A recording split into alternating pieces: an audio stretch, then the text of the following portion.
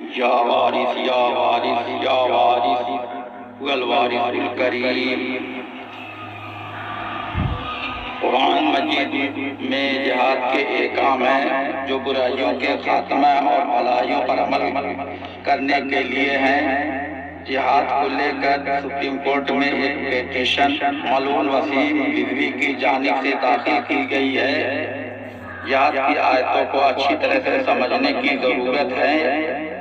बादशाह जालिम यजीद के खिलाफ हजरत इमाम हुसैन अलैहिस्सलाम ने जिहाद किया। यह जिहाद जिहाद कामिल था, जिसमें जिहाद असगरी और जिहाद अकबरी शामिल था। इस्लाम की तारीख में जिहाद हुसैन पहला जिहाद है जो जुल्म और नाइंसाफी के खात्मे के लिए और इंसानी हुकूक की बका के लिए हुआ था। इस जिहाद को सही ढंग से समझें। जो जिहाद के मुखालिफिन हैं उनके किरदार से उनकी पहचान होती है। मलून वसीम रिजवी शिया वक्फ बोर्ड के शिया वक्फ बोर्ड का चेयरमैन था, जिसने औकाफ में खुर्द किया, उनसे बचने के लिए फितना रचा है और वह खुद फितना की जद में आ गया है। उससे निकलना उसका मुश्किल नजर आता है। वह शिया मसलक से वाबस्ता है और शिया मसलक के उलमा उसकी मुखालिफत कर रहे हैं, बल्कि उसका पूरा खानदान उसकी मुखालिफत कर रहा है।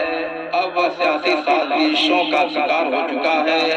उसके सियासी साथी उसका साथ नहीं दे रहे हैं। फितने रिजवी के खिलाफ सुन्नी मसलक के लोग मैदान में आ चुके हैं। कुरान मजीद के तकद्दुस को खत्म करने की हर साजिश नाकाम हो जाएगी और कुरान मजीद की हक्कानियत वाज़ेह हो जाएगी। सूफिया फुकरान ने अपने मसलक के मुताबिक इजहार ख्याल करना शुरू कर दिया है। फितना रिजवी एक सियासी साजिश का हिस्सा है। उसका मास्टर माइंड कौन है, उनकी पहचान होनी चाहिए। जिहाद दो तरह का है। एक समाजी बुराई के खात्मे के लिए जिहाद किया जाता है और दूसरा जिहाद इंसान के अंदर की बुराई के खात्मे के लिए जिहाद किया जाता है। सूरह काफिरून में है कि तुम्हारे लिए तुम्हारा दीन और हमारे लिए हमारा दीन है। यही इस्लाम की तालीम है। जब दीन को नुकसान हुआ है, उस दीन को कायम करने के लिए मुजद्दिद तशरीफ लाए।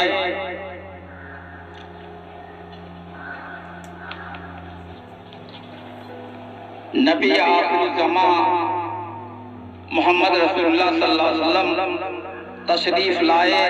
समाजी बुराइयों को खत्म करने के लिए तहरीक चलाई और फिर इंसान के अंदर की बुराई को खत्म करने के लिए चलाई।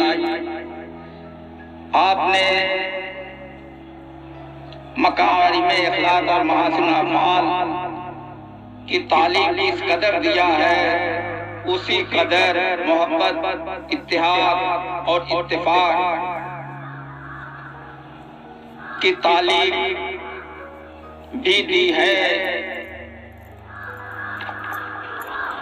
सिलसिला इश्क़ फ़कीर व मुजद्दिद वारिसुल अरसे पंजतन पाक सैयद वारिस अली शाह अब्दुल्ला ज़िक्रहू ने यह फरमाया है।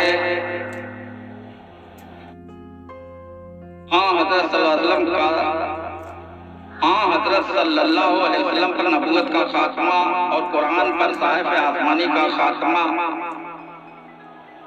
हो चुका है। इसलिए अब न कोई नबी आएगा और न किताब नाज़िल होगी। बस अगली पिछली सब उम्मतों का शुमार इसी उम्मत में है। बजावरी हुक्म सब पर यकसा है। जो पैरू है वह राह पर है, बकिया मुनकिर गुमराह। मगर लेकिन उम्मत की हैसियत से एक है। बागी रियाया उसी बादशाह की कहलाएगी जिसकी वह है। और फरमाया यहाँ दुई का गुजर नहीं, तौहीद दुई को मिटाती है। तौहीद परस्त इंसान ही खुदा परस्त है। वह कभी नफ्स परस्त और दुनिया परस्त नहीं होता। कुव्वते नफ्स जब कुव्वते अक्लिया पर गालिब आती है तो इंसान लामज़हब बन जाता है। लामज़हब इंसान का ज़मीर मर जाता है और वह फितने में मुब्तला हो जाता है। उसकी सूरत तो इंसान जैसी ही है मगर वह हैवान से भी बदतर बन जाता है। हिंदुस्तान में जो सियासी फितने कुरान मजीद की आयत को लेकर उठा है उसका मास्टर माइंड वसीम रिज़वी मलून को माना जाता है, मगर वह मलून अपने मसलक को बदनाम कर रहा है और मसलक शिया के उलमा बयानबाजी करते नजर आ रहे हैं, मगर इस फितने को रोक नहीं पा रहे हैं। इस फितने को हवा कौन दे रहा है, इनकी भी शिनाख्त की जाए। ख्वाह वह कोई भी हो वह भी मलून है और उस मलून से जो शजरा निकला है उनकी भी शिनाख्त करके उनसे भी बचा जाए। हुजूर अनवर वारिस पाक ने फरमाया उलमाए ज़ाहिर का आजम मजहब है कि जो देख कर सजदा करे उसको तो काफिर कहते हैं और जो बेदेखे सजदा करे वह मोमिन कहलाए उसको अंधापन कहते हैं। बल्कि हक यह है कि जो देख कर सजदा करे वही मोमिन है। रहा यह कि किसको देखा तो यह नुक्ता है, बेइनायत मुर्शिद के गैर मुमकिन है, तस्बीह किसी का नाम है। और फरमाया शरीयत एक इंतजामी बात है, अगर इंतजाम न हो तो सब काम बिगड़ जाते। बोलते को तो सभी पूजा मगर इस बोलते को कोई नहीं पूछता। बोलता था नार में और नूर में, था अनल हक बोलता मंसूर में, बोलता ही अहमदे मुख्तार था, बोलता ही हैदरे कर्रार था, बोलता को बोलता की चाह है, बोलता में देखो तो अल्लाह है, बोलता अगर जिस्म से जाता रहा फिर किसी से बोल क्या नाता रहा। हजरत अगर शाह वारसी जो हुजूर वारिस पाक के एराम पुष्प फकीर हैं, उन्होंने यह कहा है हर हर में औघट हर फसे हर को हर की आस, हर को हर हर ढूंढ फिरा और हर है हर के पास। नूर मुतलक अल्लाह है, नूर मुतलक रब है, नूर मुतलक की सूरत थी वह सूरत है वह सूरत रहेगी, रूह मुतलक की आवाज थी वह आवाज है वह आवाज रहेगी। तमाम मौजूदात की आवाज की असल नूर मुतलक की आवाज है, तमाम मौजूदात की सूरत की असल नूर मुतलक की सूरत है। कुरान मजीद खुदा की आवाज है, रूहों ने अल्लाह की आवाज को सुना और इकरार रब्बूबियत किया। हुजूर अनवर वारिस पाक ने फरमाया न रब समझ चुके हो कि खुदा सब में मौजूद है। गौर करो और याद रखो कि इक़्तिदार व कबूलियत के दो कलमे जो मर्द व औरत के माबैन होते हैं, इस इकरार का औरत इतना इत्मीनान करती है कि मर्द 1000 कोस पर भी समुद्र के पार होता है तो भी नहीं भूलती और मर्द भी अपनी बीवी को नहीं भूलता, उसकी तरफ दिल लगा रहता है, जिस तरह से मुमकिन हो उसकी खबर लेता है। सिर्फ चंद अल्फाज इकरार व कबूलियत पर वह औरत तुम्हारी कहलाती है और तुम उसके शौहर कहलाते हो। एक साथ के लिए तुम दोनों एक दूसरे से गाफिल नहीं होते।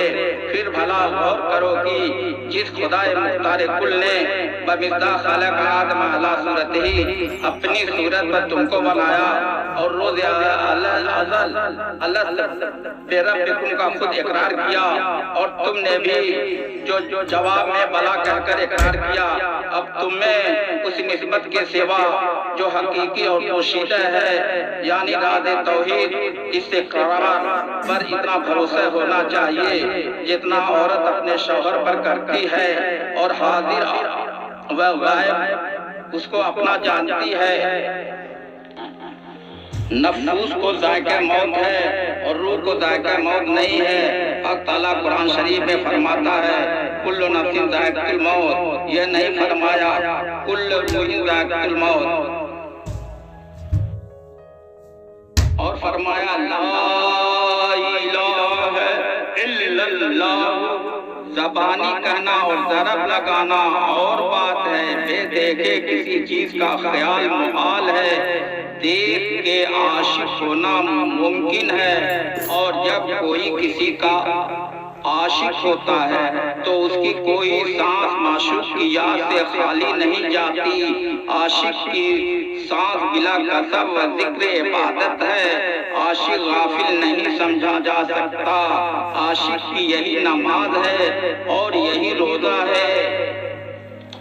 और फरमाया जो नफ्स खुशी को कहते हैं और नफ्स खुशी लाज़िम है, चुनांचे कुरान पाक में इसकी तालीम मौजूद है।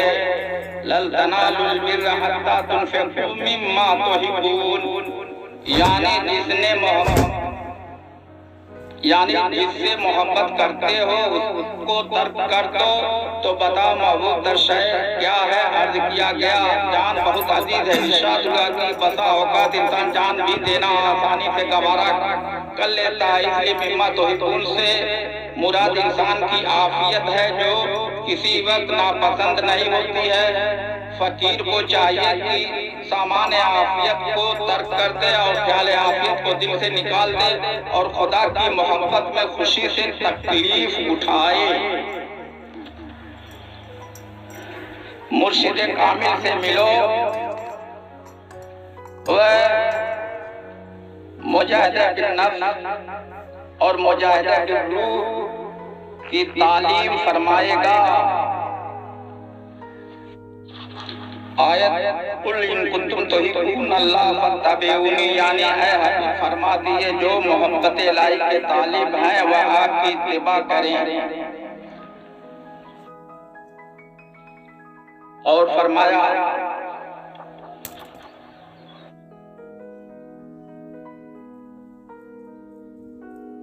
हुजूर शहंशाह आलम फना ने फरमाया कि मक्का मुअज़्ज़मा में एक मौलवी साहब नहनु अक़रबु इलैहि मिन हब्लिल वरीद का वाज बहुत कहा किया करते थे। उनके पास एक मामूली फर्क थी, उसमें सर्दी मालूम हुई।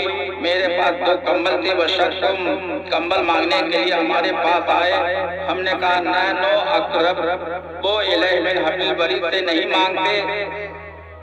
इसके बाद आपने फरमाया ज़बानी जमाखत से कुछ नहीं होता जब तक दिली तस्दीक न हो।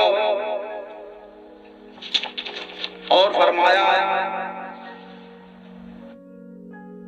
आदमी होना चाहिए, आदमी होना मुश्किल है। इसी कदर सुकूत के बाद इरशाद हुआ आदमी उस वक्त होता है जब लतीफ़े कल्ब ज़ाकिर हो। इसलिए कि लतीफ़े कल्ब हज़रत आदम अलैहिस्सलाम के ज़ेरे कदम और मैयत व अक़रबियत हासिल है। व हुवा मअकुम ऐनमा कुंतुम नहनु अक़रबु इलैहि मिन हब्लिल वरीद।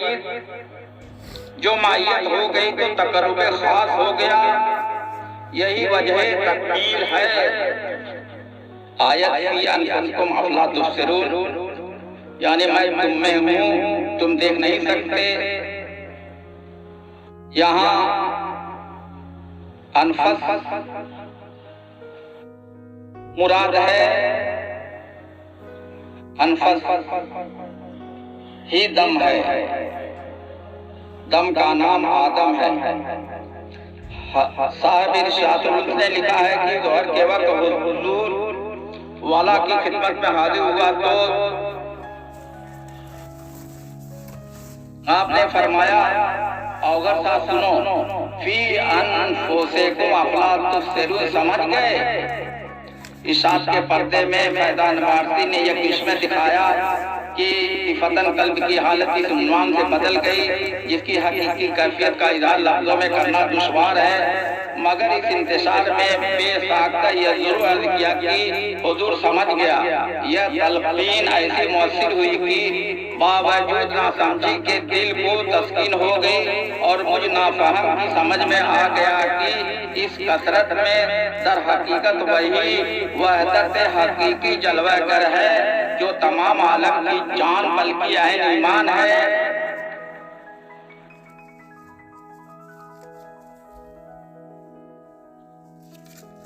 आयत करीमा, मन कान फी हादी आमा फहो फिल आखिरति आमा, जो यहाँ अंधा है वह आखिरत में भी अंधा रहेगा। हुजूर शहंशाह आलम पना मुफ्ती तफज्जुल हुसैन साहब वासी वकीउल्लाह के मेहमान थे। सहारनपुर के बाशिंदे मौलवी अब्दुल मन्नान साहब हाजिर खिदमत होकर यह अर्ज किया कि जनाब इस मतलब में क्या फरमाते हैं? मावराए यौम नासूर दुनिया में रवैयत बारी ताला हो सकती है। आपने मुस्कुरा कर मौलवी साहब को देखा और फरमाया, क्या आपको इस आयत करीमा का इल्म नहीं है? मन कान फी हादिही आमा फहो फिल आखिरति आमा, यानी जो यहाँ अंधा है वह भी अंधा रहेगा। आपने मौलवी साहब की तरफ एक नजर देखा और वह कैफियत में आ गए और हालत जोश में बार बार कहते, जादू भरे नैना ने मारा। इस मदहोशी में लोग मौलवी साहब को दूसरे कमरे में ले गए। वह 2 घंटे के बाद जब अफाक़े हुआ, 2 घंटे के बाद जब अफाक़ा हुआ तो सबने इस बेकरारी का सबब पूछा। मौसूफ ने कहा, बिरादर मैं क्या बताऊं कि इन आंखों ने क्या देखा। और फिर वही हालत हो गई। मौलवी साहब वज्द में बार बार कहते, जादू भरे नैना ने मारा। दूसरे रोज मौलवी साहब को मुफ्ती तफज्जुल हुसैन साहब हुजूर की खिदमत में लाए और अर्ज किया, मौलवी साहब कैसा मिजाज है? अर्ज किया, शुक्र खुदा का है, लेकिन इस्तदवा है कि अपना बंदे बना लो। हुजूर ने फरमाया, मौलवी साहब कुफ्र की बातें न करो। मौलवी साहब ने अर्ज किया कि कुफ्र हो या इस्लाम, हल्क़े गुलामी में दाखिल फरमाइए। आपने बैयत ली और चंद हिदायतें फरमाकर हुक्म दिया कि जाओ सैर करो।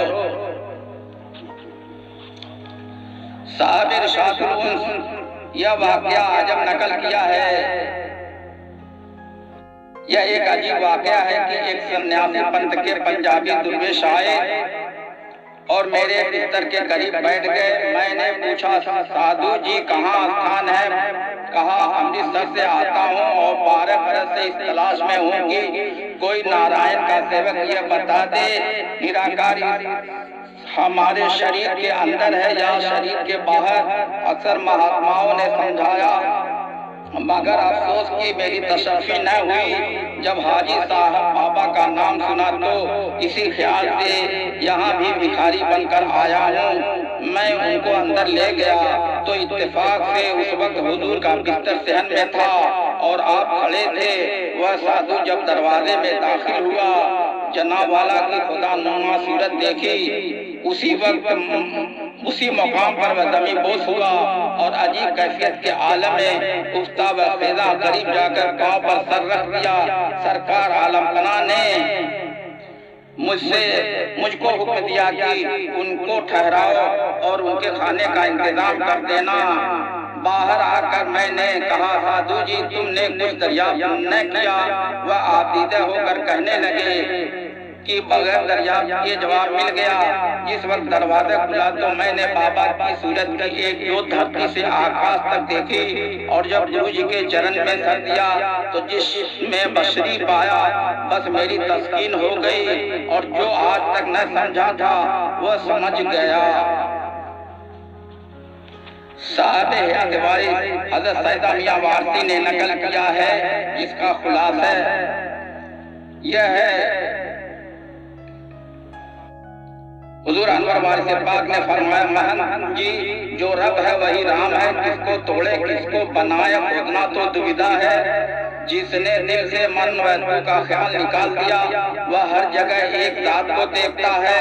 महंत जी ने अर्ज किया, अगर यह नहीं तो मुझे अपने चेला बना लो। हुजूर ने उनको मुरीद किया। महंत जी हाथ जोड़कर अर्ज किया, गुरु जी ध्यान ज्ञान के लिए कोई मंत्र दो।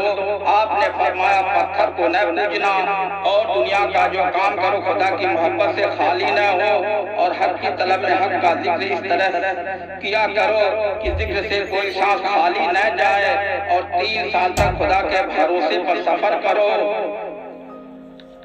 रास्ते में बिला मजहब जो तीरथ मंदिर मस्जिद मजार मिले, बगैर तसब्बुह अज़मत के साथ उसकी ज़ियारत करना और घबराना नहीं, हम तुम्हारे साथ हैं।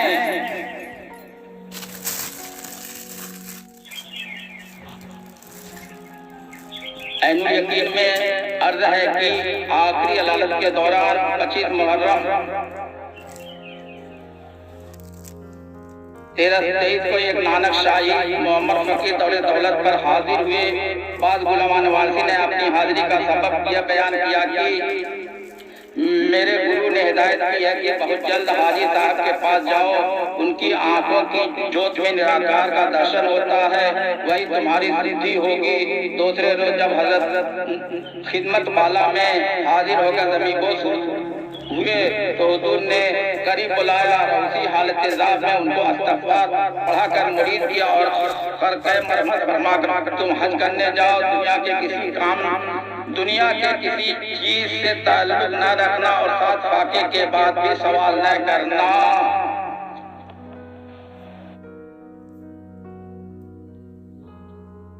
नकल है कि पंडित चतुर्भुज साहब वेदांती व शास्त्री रईस दरभंगा हाजिर खिदमत होकर कदमबोस हुए और संस्कृत में 2 श्लोक पढ़े, जिनमें तौहीद बारी ताला का जिक्र हुजूर वारिस से पाक ने फरमाया, पंडित जी ज़बानी इकरार के साथ तस्दीक बिलकल्ब की भी जरूरत है, वरना तुम्हारी यह तस्नीफ बेनमक का खाना और बेसर की तस्वीर है, और ये है कि तस्दीक बगैर मोहब्बत के नहीं होती है, और मोहब्बत का खासा है सूर्य को मासवल महबूब। बस नतीजा यह है कि जब तक खुदी का ख्याल और दुई का हिजाब जायल है, खुदा की यकताई का यकीन कामिल और उसका इरफान नामुमकिन है। तुमने भगवत गीता में पढ़ा होगा कि कृष्ण जी ने अर्जुन को समझा दिया था कि इंसान के दिल से दुविधा का बदनुमा ख्याल मिट नहीं सकता जब तक प्रेम की लाज से परम ध्यान मुकम्मल न हो जाए। पंडित जी ने दस्तबस्त होकर अर्ज किया, महात्मा जी काले काले अरब ज़बान से तो किताबों में पढ़े, मगर गोसाई महाराज तस्दीक का गुरु तो गुरु निछावर है जिसका अब तक मोहताज हूँ, और इस वास्ते आपके चरणों में शीश नवाया है। आप जगत गुरु और अन्नदाता है, आपके दर से इस भिखारी को भी टुकड़ा मिल जाए। सरकार आलम बना ने फरमाया, पंडित जी खुदा बंदे के दरमियान जो असरार है उस पर पर्दा का पर्दे पर जानने से इंसान की आंखें अव्वल हो जाती हैं, लेकिन इस हिजाब को जब मोहब्बत के नाखून फाड़ते हैं तब बंदा अपनी हकीकत से वाकिफ होकर सिफात इलाही की हकीकी शान का मुशाहिदा करता है। पंडित जी खुलासा यह है कि मोहब्बत है तो सब कुछ और मोहब्बत नहीं तो कुछ नहीं। यह फरमा का इरशाद हुआ, अच्छा पंडित जी जाओ फिर मुलाकात होगी। पंडित जी की ऐसी हालत तारी हुई कि मौकीफ होकर अपनी पगड़ी फेंक दे और हाथ उठाकर निहायत पुरदर्द लहजे में कहा, जय कन्हैया लाल की, और बेहोश होकर गिर पड़े। लोग उनको उठाकर दूसरे कमरे में ले गए। जब अफाका हुआ तो पहला जुमला बेसाख्ता उनकी जबान से यह निकला, बड़ी भूल में पड़ा था, आज मालूम हुआ कि वह निरंकार हर घर में विराज रहा है और हर चीज में अपने निराले रूप का दर्शन देता है।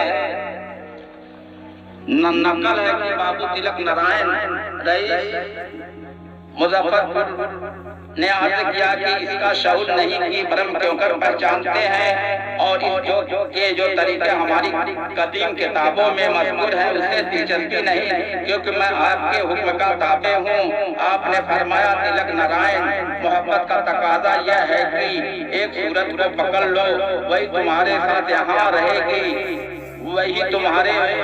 वही मरते वक्त, वही कब्र में, वही हशर के साथ रहेगी। अलमरमु मन अहब्ब, यानी जो जिससे मोहब्बत करता है उसके साथ होता है। तिलक नारायण ने हाथ जोड़कर दुआ कहा कि इस परवरिश के साथ तौफीक भी मरहमत फरमाए तो सब कुछ हो सकता है, वरना मैं और मेरी कोशिश से कुछ नहीं होगा। आपने मुस्कुराकर सीने से लगाया और फरमाया, मोहब्बत में तकल्लुफ नहीं, माशूक व इश्क व आशिक से यकीन नहीं जा। हुजूर शहंशाह आलम पना दिल की ज़बान जानते थे। जो भी आपके रूबरू आया दिली तस्दीक पाई और गर्शा ने यह कहा, दया बराबर करम नहीं, प्रपंच बराबर पाप, प्रेम बराबर जोग नहीं, गुरु मंत्र बराबर जाप। देखे पंडित साधु जोगी संत साध मलंग, प्रेम की भक्ति एक न पाया औघट चार अलंग। जाप जोग तब तीरथ से निर्गुण हुआ न कोई, औघट गुरु दया करे तो पल में निर्गुण होई। या वारिस या वारिस या वारिस।